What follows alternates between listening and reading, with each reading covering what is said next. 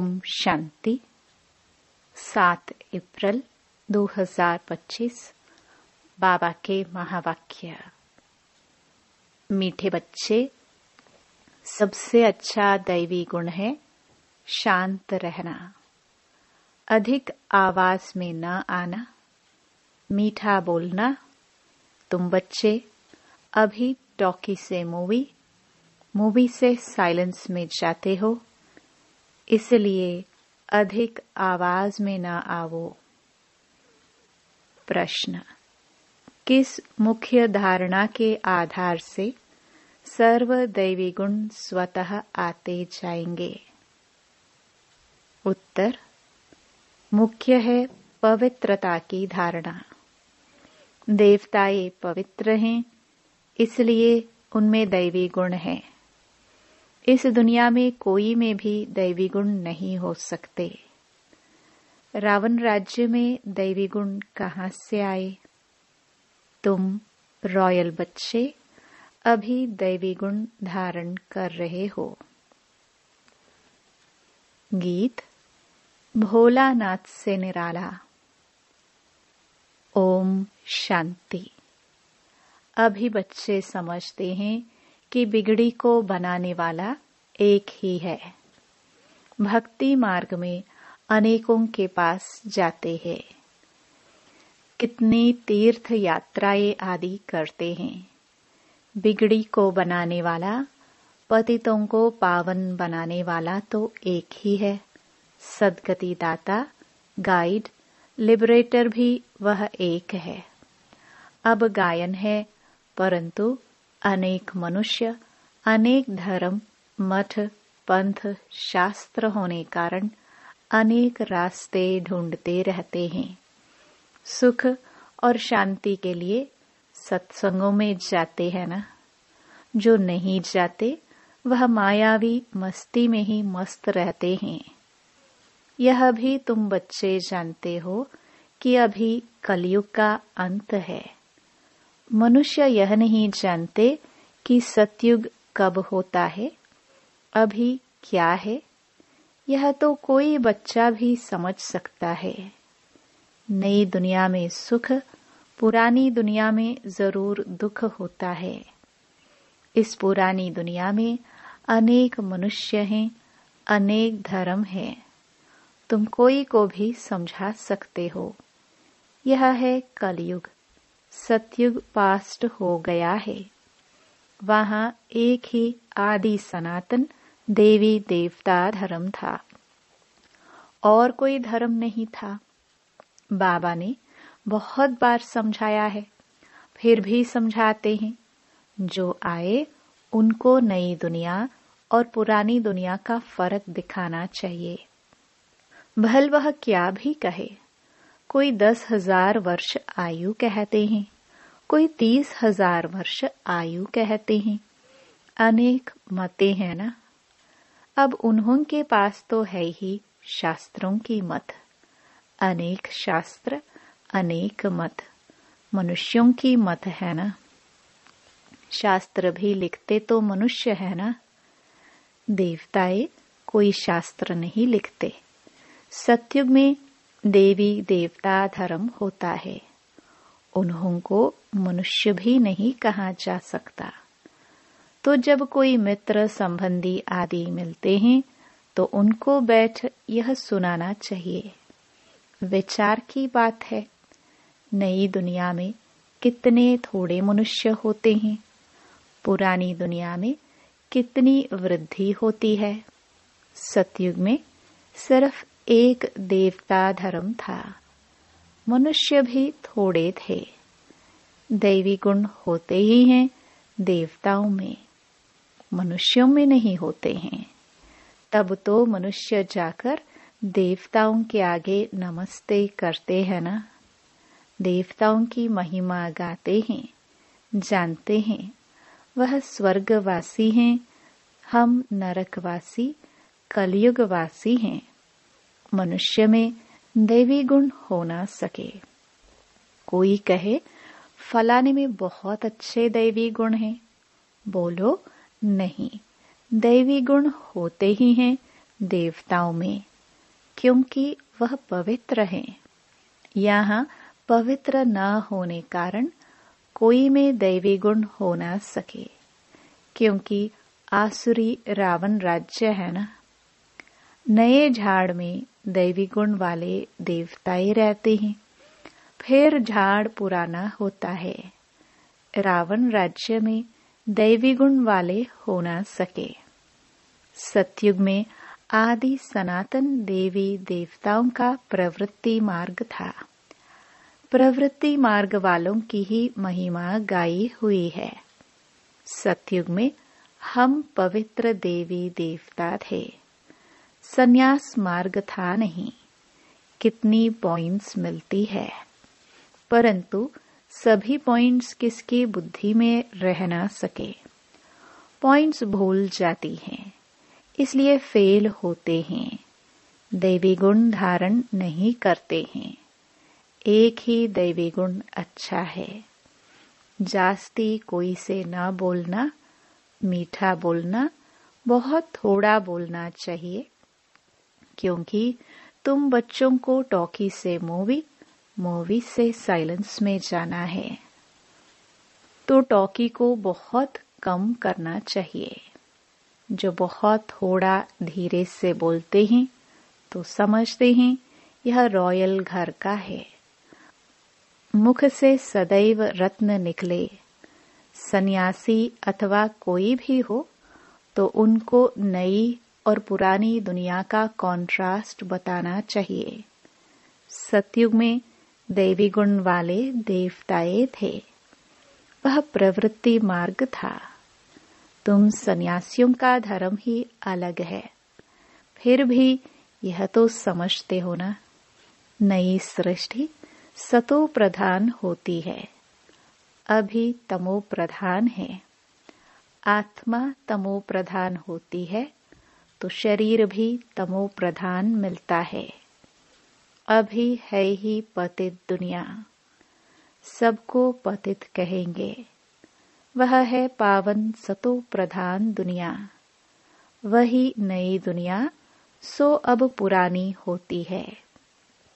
इस समय सभी मनुष्य आत्माएं नास्तिक हैं, इसलिए ही हंगामे हैं।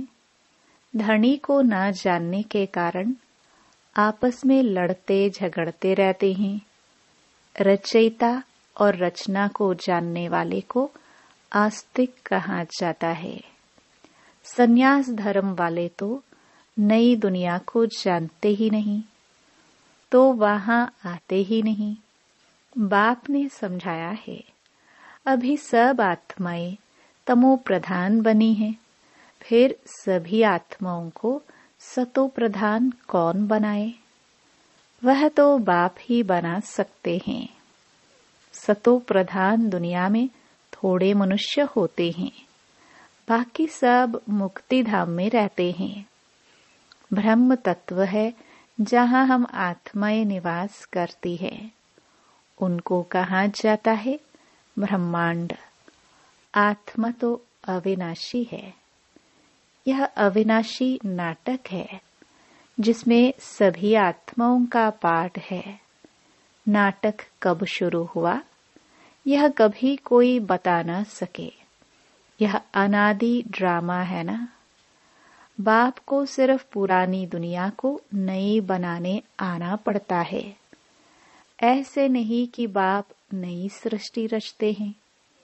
जब पतित होते हैं तब ही पुकारते हैं।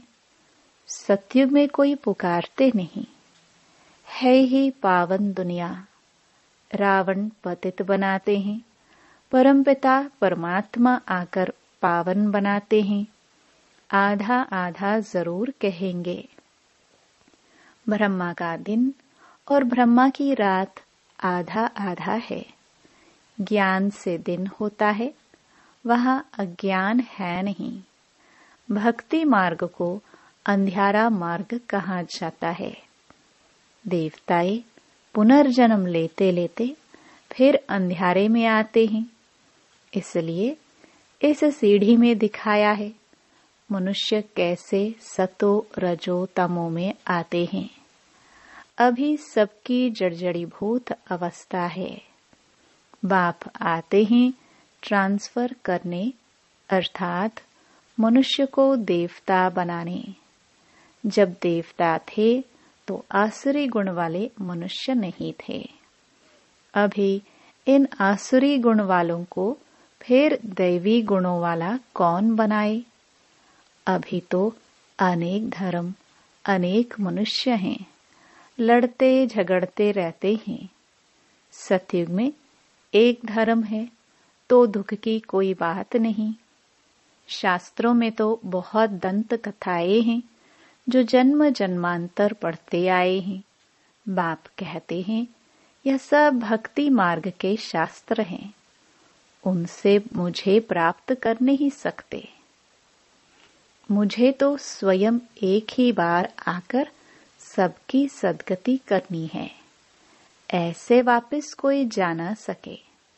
बहुत धैर्य से बैठ समझाना चाहिए, हंगामा भी न हो।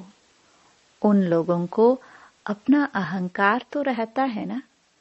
साधु संतों के साथ फॉलोअर्स भी रहते हैं, झट कह देंगे इनको भी ब्रह्मा कुमारियों का जादू लगा है। सयाने मनुष्य जो होंगे वह कहेंगे यह विचार करने योग्य बातें हैं। मेले प्रदर्शनी में अनेक प्रकार के आते हैं ना। प्रदर्शनी आदि में कोई भी आए तो उसे बड़े धैर्य से समझाना चाहिए। जैसे बाबा धीरज से समझा रहे हैं, बहुत जोर से बोलना नहीं चाहिए। प्रदर्शनी में तो बहुत इकट्ठे हो जाते हैं ना, फिर कह देना चाहिए आप कुछ टाइम देकर एकांत में आकर समझेंगे तो आपको रचयिता और रचना का राज समझाएंगे। रचना के आदि मध्य अंत का ज्ञान रचयिता बाप ही समझाते हैं। बाकी तो सब नेति नेति ही करके जाते हैं, कोई भी मनुष्य जा न सके। ज्ञान से सद्गति हो जाती, फिर ज्ञान की दरकार नहीं होती। यह नॉलेज सिवाय बाप के कोई समझा न सके। समझाने वाला कोई बुजुर्ग होगा तो मनुष्य समझेंगे यह भी अनुभवी है, जरूर सत्संग आदि किया होगा। कोई बच्चे समझाएंगे तो कहेंगे यह क्या जाने, तो ऐसे ऐसे को बुजुर्ग का असर पड़ सकता है। बाप एक ही बार आकर यह नॉलेज समझाते हैं, तमो प्रधान से सतो प्रधान बनाते हैं। माताएं बैठ उनको समझाएंगी तो खुश होंगे। बोलो, ज्ञान सागर बाप ने ज्ञान का कलश हम माताओं को दिया है, जो हम फिर औरों को देते हैं। बहुत नम्रता से बोलते रहना है। शिव ही ज्ञान का सागर है जो हमको ज्ञान सुनाते हैं। कहते हैं मैं तुम माताओं द्वारा मुक्ति जीवन मुक्ति के गेट्स खोलता हूँ, और कोई खोल ना सके। हम अभी परमात्मा द्वारा पढ़ रहे हैं, हमको कोई मनुष्य नहीं पढ़ाते हैं। ज्ञान का सागर एक ही परम पिता परमात्मा है। तुम सब भक्ति के सागर हो। भक्ति की अथॉरिटी हो, न कि ज्ञान की। ज्ञान की अथॉरिटी एक मैं ही हूँ। महिमा भी एक की करते हैं, वही ऊंच ते ऊंच हैं। हम उनको ही मानते हैं। वह हमको ब्रह्मा तन से पढ़ाते हैं, इसलिए ब्रह्मा कुमार कुमारियां गाए हुए हैं। ऐसे बहुत मीठे रूप में बैठ समझाओ। भल कितना भी पढ़ा हुआ हो, ढेर प्रश्न करते हैं। पहले पहले तो बाप पर ही निश्चय कराना है। पहले तुम यह समझो रचता बाप है व नहीं। सभी का रचयिता एक ही शिव बाबा है, वही ज्ञान का सागर है। बाप टीचर सतगुरु है। पहले तो यह निश्चय बुद्धि हो कि रचता बाप ही रचना के आदि मध्य अंत का ज्ञान देते हैं। वही हमको समझाते हैं। वह तो जरूर राइट ही समझाएंगे, फिर कोई प्रश्न उठ ना सके। बाप आते ही हैं संगम पर, सिर्फ कहते हैं मुझे याद करो तो पाप भस्म हो जाए। हमारा काम ही है पतित को पावन बनाने का। अभी तमो प्रधान दुनिया है। पतित पावन बाप बेगर कोई को जीवन मुक्ति मिल ना सके। सभी गंगा स्नान करने जाते हैं तो पतित ठहरे ना। मैं तो कहता नहीं हूँ कि गंगा स्नान करो, मैं तो कहता हूँ मामेकम याद करो। मैं तुम सभी आशिकों का माशुक हूँ। सभी एक माशुक को याद करते हैं। रचना का क्रिएटर एक ही बाप है। वह कहते हैं देही अभिमानी बन मुझे याद करो तो इस योग अग्नि से विकर्म विनाश होंगे। यह योग बाप अभी ही सिखलाते हैं, जबकि पुरानी दुनिया बदल रही है। विनाश सामने खड़ा है। अभी हम देवता बन रहे हैं। बाप कितना सहज बताते हैं। बाप के सामने भल सुनते हैं, परंतु एक रस हो नहीं सुनते। बुद्धि और तरफ भागती रहती है। भक्ति में भी ऐसे होता है। सारा दिन तो वेस्ट जाता है। बाकी जो टाइम मुकर्रर करते हैं उसमें भी बुद्धि कहाँ कहाँ चली जाती है। सबका ऐसा हाल होता होगा। माया है ना। कोई कोई बच्चे बाप के सामने बैठे ध्यान में चले जाते हैं। यह भी टाइम वेस्ट हुआ ना। कमाई तो नहीं हुई। बाप तो कहते हैं याद में रहो जिससे विकर्म विनाश हो। ध्यान में जाने से बुद्धि में बाप की याद नहीं रहती है। इन सब बातों में बहुत घोटाला है। तुमको तो आंखें बंद भी नहीं करनी है। याद में बैठना है ना। आंखें खोलने से डरना नहीं चाहिए।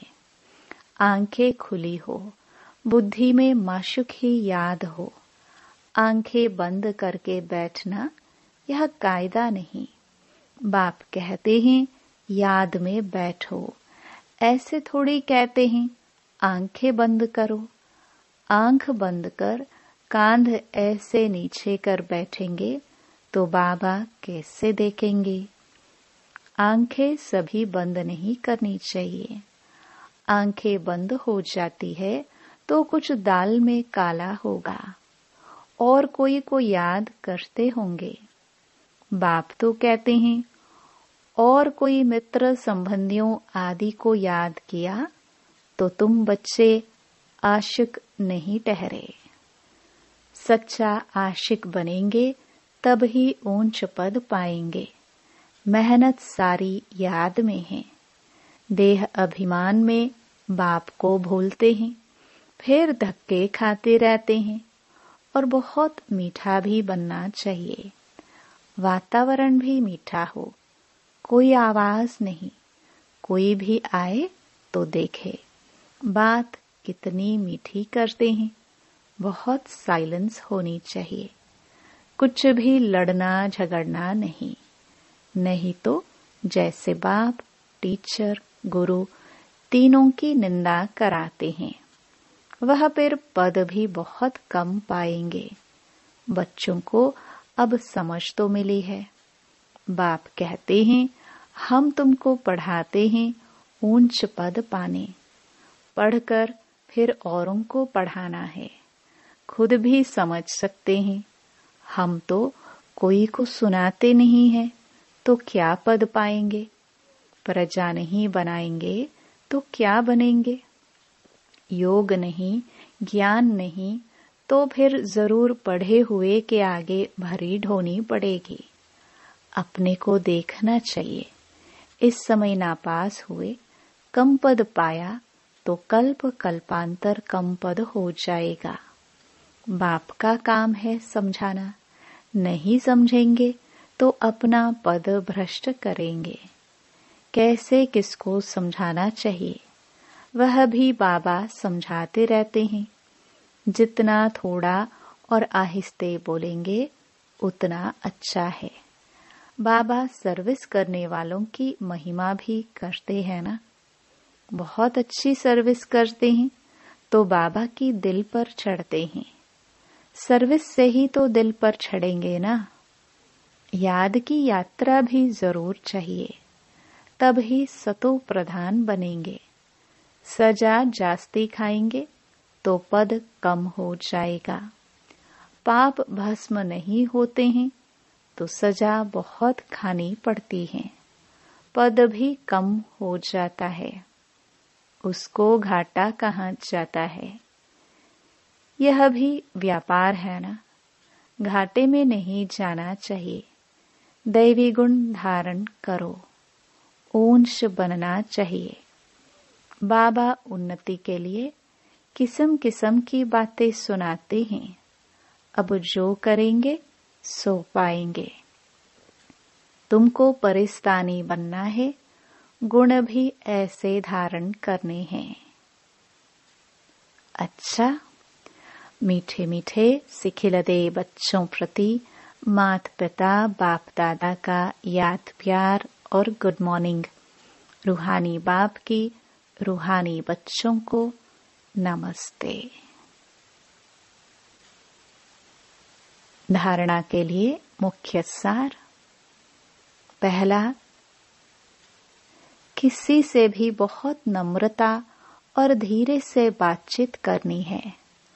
बोलचाल बहुत मीठा हो, साइलेंस का वातावरण हो, कोई भी आवाज ना हो, तब सर्विस की सफलता होगी। दूसरा, सच्चा सच्चा आशिक बन एक माशूक को याद करना है। याद में कभी आंखें बंद कर कांध नीचे करके नहीं बैठना है। देही अभिमानी होकर रहना है। वरदान, सर्व खजानों को स्व के प्रति और औरों के प्रति यूज करने वाले अखंड महादानी भव। जैसे बाप का भंडारा सदा चलता रहता है, रोज देते हैं, ऐसे आपका भी अखंड लंगर चलता रहे। क्योंकि आपके पास ज्ञान का, शक्तियों का, खुशियों का भरपूर भंडारा है। इसे साथ में रखने व यूज करने में कोई भी खतरा नहीं है। यह भंडारा खुला होगा तो चोर नहीं आएगा, बंद रखेंगे तो चोर आ जाएंगे।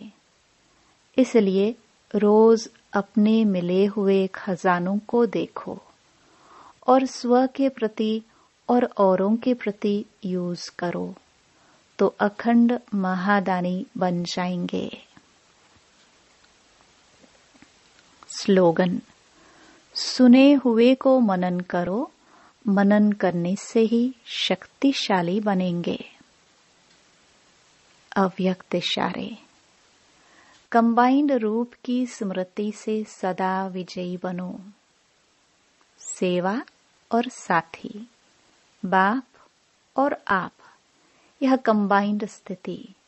कंबाइंड सेवा करो तो सदा फरिश्ते स्वरूप का अनुभव करेंगे। सदा बाप के साथ भी हैं और साथी भी हैं। यह डबल अनुभव हो। स्व की लगन में सदा साथ का अनुभव करो और सेवा में सदा साथी का अनुभव करो। ओम शांति।